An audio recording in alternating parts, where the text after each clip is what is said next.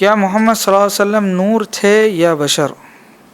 تو اس کے جواب میں کہتا ہے کہ محمد صلی اللہ علیہ وسلم بشر ہیں۔ نبی اکرم صلی اللہ علیہ وسلم نور تھے، یعنی نور ہدایت، ہدایت کا سرچشمہ تھے، لیکن نور مجسم نہیں تھے کہ آپ کا جسم ایسا ہو کہ جس کا کوئی سایہ نہ ہو، یا آپ کا جسم نور ہی نور ہو کہ جس سے پوری دنیا کے اندر اجالا ہو۔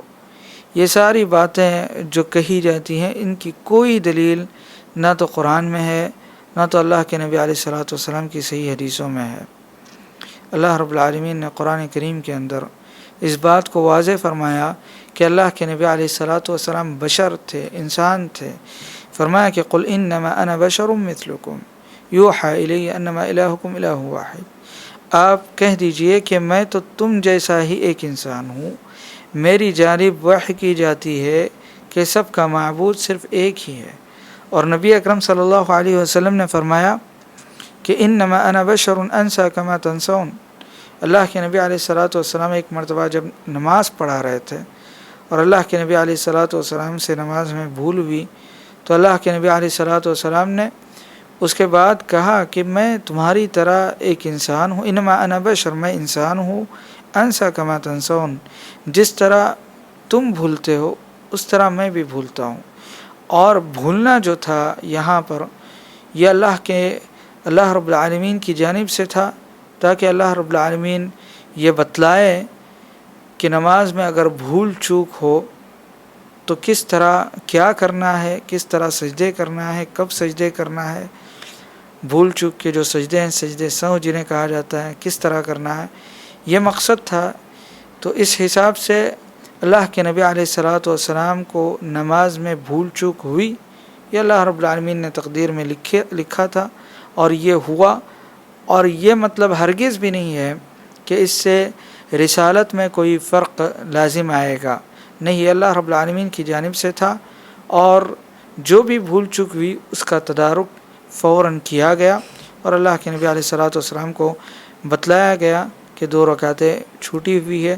پھر اللہ کے نبی علیہ الصلوۃ والسلام نے 2 رکعتوں کو مکمل کیا اور اللہ کے نبی علیہ الصلوۃ والسلام نے پھر سجدے سہو بھی کیا۔ لہٰذا یہ باتیں اس بات پر دلالت کرتی ہے کہ نبی اکرم صلی اللہ علیہ وسلم انسان ہی تھے، بشر ہی تھے، وہ نور مجسم نہیں تھے، یعنی ایسا کوئی روشنی والی چیز نہیں تھی یا مکمل روشنی نہیں تھی کہ جس کے ذریعے سے پوری دنیا کے اندر اجالا ہو جائے اور جو لوگوں کی ضرورتوں کو، لوگوں کی حاجتوں کو پورا کرے۔ کچھ لوگ کہتے ہیں کہ ان کا سایہ نہیں تھا، کچھ لوگ کہتے ہیں گنبد خضرا جو ہے اس کا سایہ نہیں ہوتا، حالانکہ ہم نے خود مدینہ میں اس کا سایہ دیکھا ہے اور دیکھتے رہتے ہیں شام کے وقت میں۔ تو میرے بھائیوں، نبی اکرم صلی اللہ علیہ وسلم کا بھی سایہ تھا اور گنبد خضرا کا بھی سایہ ہے، کعبہ کا بھی سایہ ہے، اور بعض روایتوں میں آیا ہے کہ اس کے سائے میں نبی اکرم صلی اللہ علیہ وسلم بیٹھے بھی تھے اور کچھ گفتگو اللہ کے نبی علیہ الصلوۃ والسلام نے کی۔